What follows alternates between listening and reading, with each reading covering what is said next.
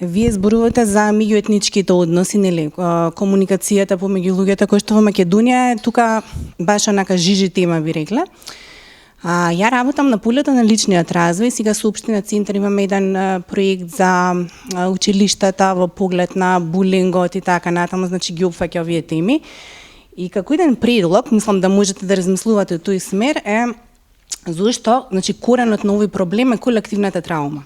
Значи, ние можеме, нели, да превенираме едно, друго, трето, меѓутоа коренот е колективната траума, која што, по моје мислење, нели, мислам дека е потребно да се информираат луѓето околу тоа како, значи на кој начин ние можеме да одговараме во одредени ситуации. Затоа што таа траума која што зборуваме, нели, еден му кажал вака, има говор на омраза, и ако вратиме, нели, на исто ниво, значи ние постојано сме во тие како ги нарекувате, нели,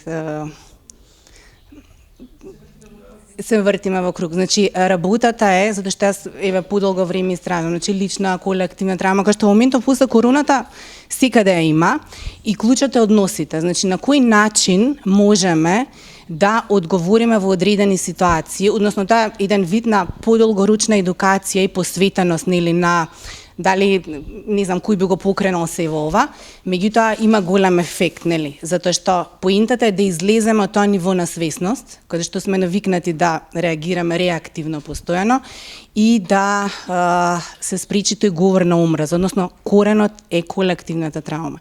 И ви давам како предлог, нели, би можеле да одржите едукации и повеќе информации во таа област, затоа што тоа е, мислам дека коренот, ова другото се последиците.